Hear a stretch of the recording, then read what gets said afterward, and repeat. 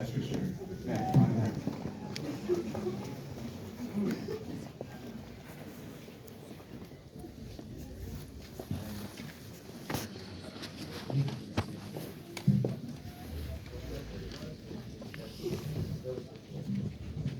Wow, huh? Quote the police commissioner at the end of the movie, the Strangler cases are still open cases. Looks like you like me like Daniel Marsh work, though. I don't want to put you on. You're not impressed. Louder! Oh, sorry, okay, thank you, all right. I want to go back to the beginning of the sentence, back to your beginning. Some of the people here, I think, know you and know that you grew up in the Boston area. As a kid, what, if anything, did you know about this notorious Boston Strangler case that has had such staying power? Yeah, first I just want to thank all the cast and crew who are here tonight.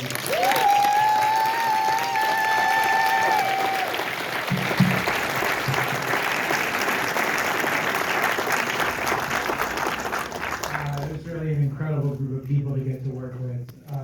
But yeah, so I grew up in Watertown, just outside of Boston, and I had always heard about the Boston Strangler, but I really didn't know anything about the case.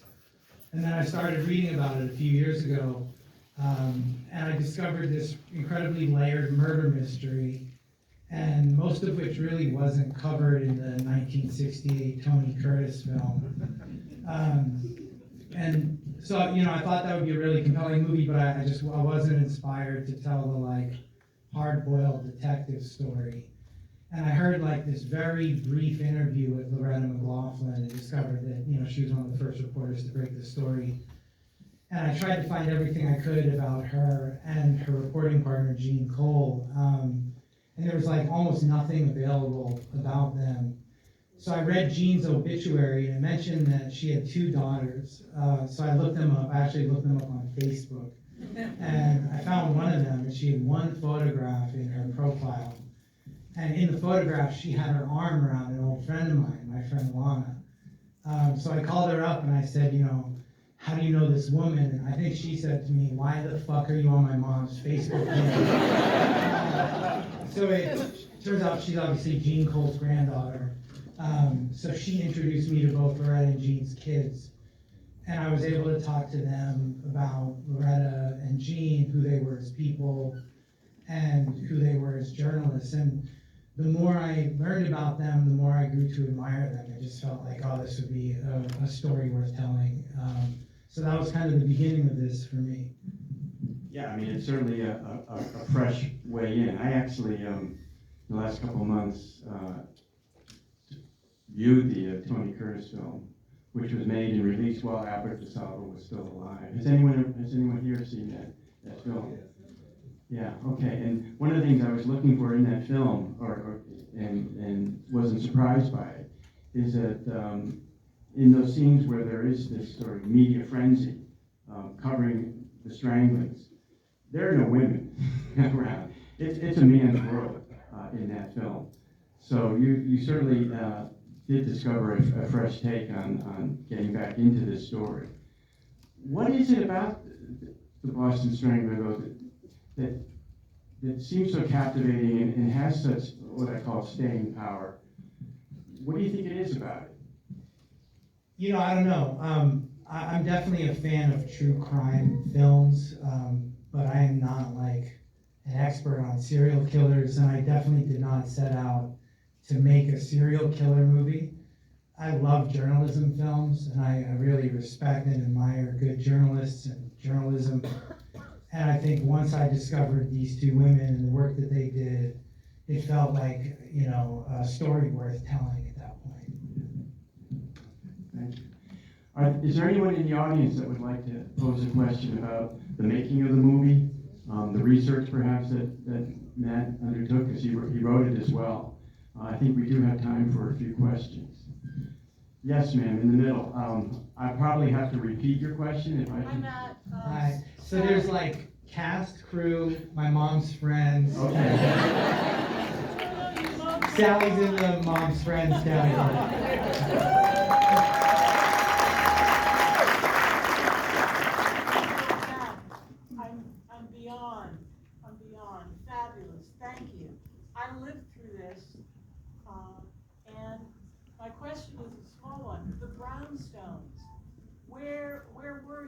did you get all that? Could everyone hear the question? Excuse me, Matt. Could everyone hear the question? The cobblestones, the brownstones? She's asking about where Matt found the locations, the cobblestones, the brownstones. It was so Boston, right? Yeah, so a lot of the neighborhoods were, a lot of the sort of exteriors were in the south end. So we filmed some of the victims' apartments where the guy was stalking her, right by Tremont Street, basically. And the old police headquarters is actually the Ben Franklin Institute. And like in the spirit of indie filmmaking, we shot the alleyway next door to be the suspect's apartment. So we were just like pointing in every different direction, trying to make different locations. How about Loretta's house? That was in Belmont. Ah, actually. yeah. All these beautiful old colonials. Have to make the local connection. I live in Belmont. He lives in Watertown. We figured out that where he grew up is about a 10-minute walk from where I live now through Cushing Square, I think. Yeah. Wow. That's so Boston, too, I think. I have before I get another question, I have a question. You're the writer and director of a critically acclaimed film, Crown Heights. And, okay, yeah. This is your first major studio production. How did that feel and compare with versus your experience within the independent film world?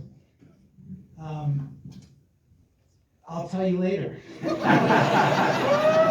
I would think resources is a one. No, I mean, listen, to have a whole different scale of resources allows you to do things like bring all these old cars out and have, a number of extras you wouldn't ordinarily have. But it's also, it also has its own set of challenges. But, I got to work with an incredible group of people. And like I said in introducing the film, from the very beginning, from Ridley Scott's company to the guys at 20th Century, they all really felt the way that I did, that this was a movie that we could all be proud of at the end. Okay, another question. Right here in front, sir. Great interview on GBH today. How realistic is Loretta going into Marshall's apartment? Not realistic at all. Good. Thank you. Wonderful. I don't know if ever we could hear that. It was a question about Loretta going into Marshall's apartment. Yeah. Look, there are a number of liberties that are taken to try and make the most entertaining film and to make, a story that spans all these different, this is really 7, 8, 9 years, to fit it into this sort of shape of a feature film. There's a lot of liberties that need to be taken, but we really tried very hard, and I particularly, in writing it, tried very hard to to honor the spirit of who these women were and talk to everybody I could and spend a lot of time talking to their kids to get a sense of who they were, both as people and journalists. And there's actually this incredible archive of all of the Record American. Most of their newspaper has been digitized, and I was able to actually go back and read all of their reporting on the Boston Strangler case and hear the language they used and hear their voice as reporters, and some of that actually made the film. Thank you. I saw a question way up in back, and gentleman with a hat. Yeah, you may have already answered it, but from day 0 to today, right? You go through a process. I can't imagine the amount of work, effort, sweat, blood, and tears that probably went into creating this beautiful film. I want to compliment you. It's awesome. What did you ever hit a bottleneck while trying to get through the process? And what was that like? How did you pass that bottleneck? We had a pretty unique bottleneck. We shot, there's this chart of COVID positive cases in Massachusetts. Oh boy. Yeah. And during the Omicron spike, the whole pandemic is like this. And then literally to the week, the second week in December through the first week in March, it was just like this. We shot during the middle of the Omicron spike. So that was just a group effort trying to limp through that. But that was, I think, by far the biggest challenge in trying to get the movie done. And then, you know, sort of the more typical things is like shooting a period film. As you guys know, Boston has changed so much, and you really need to control everything you see in the frame with the help of Brian, our VFX supervisor.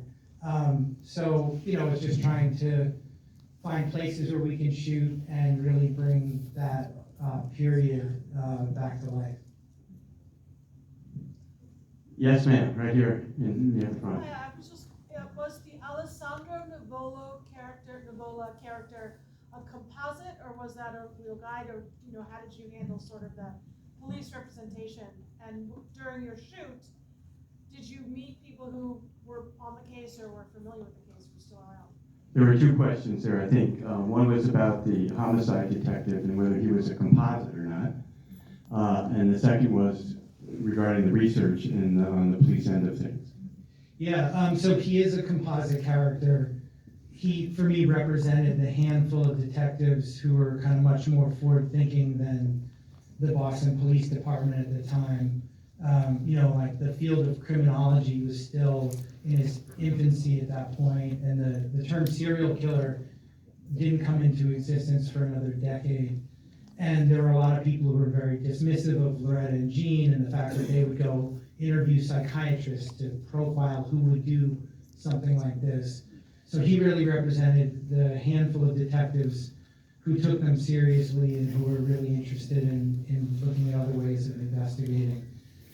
I didn't talk to, a lot of these guys have passed away. I talked to the grandson of one of the detectives that it's based on, and I talked to a couple crime reporters and photographers who were both in the newsroom at the Record America and also stationed at the police headquarters. Okay. Yes, over here. What would you say was one of the most difficult scenes to film throughout the whole movie? Good question, thank you. What was one of the most difficult scenes to pull off in the movie? It's usually the really simple things that you don't think are going to be an issue that end up like biting you in the ass. My AD is here, and anytime we had to shoot 4 people, a couple of my ADs are here. Anytime we had to shoot 4 people in an office, everybody was like walking to their death, like we're going to die in this small space all day. So it's always just like some of the smaller things that you don't really think through that end up being really time consuming and difficult. One of the things, you know, I feel like you're really able to, at least for me, a couple of takeaways is it capture the power of journalism and telling Loretta and Jean's story here.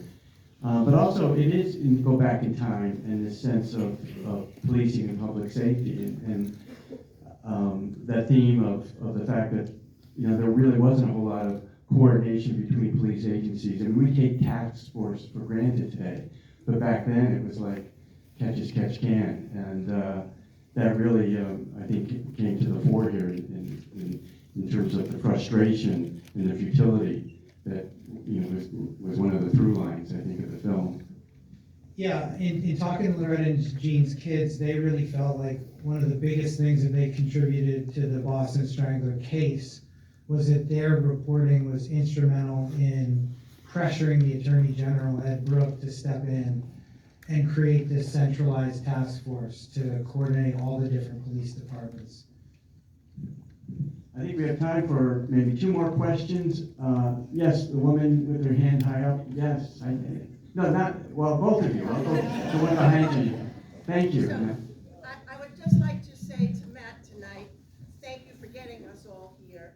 And also, I want to say thank you for the way that you took care of the local cast. They truly shine in this movie. Each person has a tremendous individuality to the time, the place.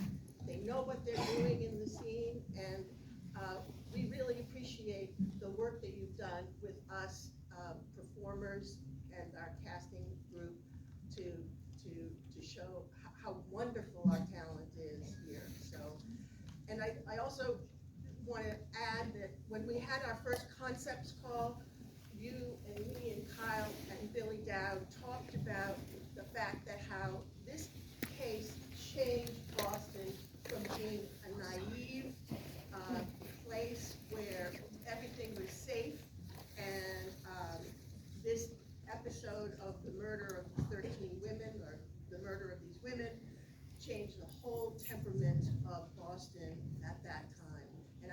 came through very clearly here, and thank you for giving us the chance to do this.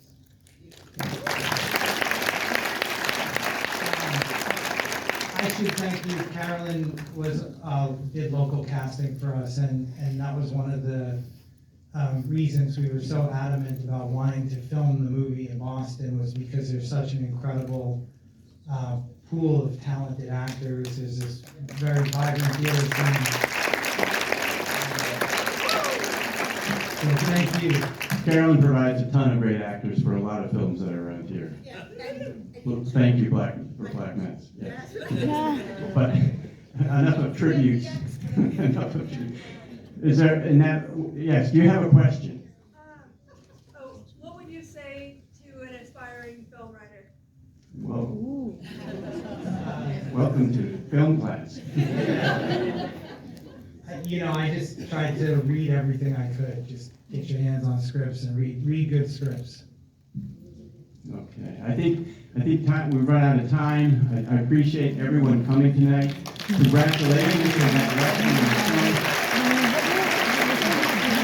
I'd like to remind everybody a couple of things, that the film debuts on Hulu starting Friday, and the ABC audio podcast, Truth and Lies, The Boston Strangler, is on to episode 3 starting Friday as well.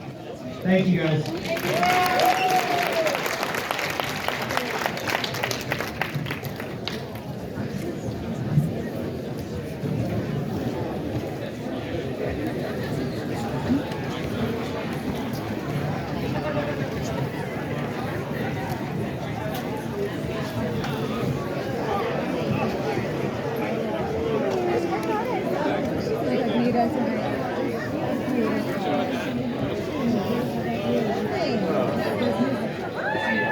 Are you doing right? Good, good, yeah.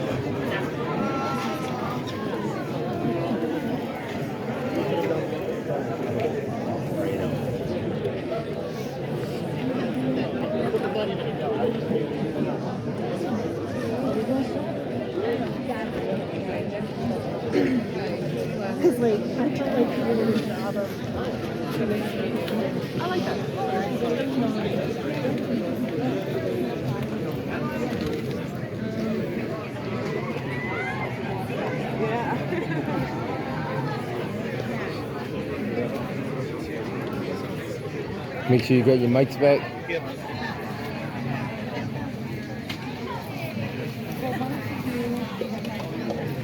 absolutely. President Kennedy was assassinated in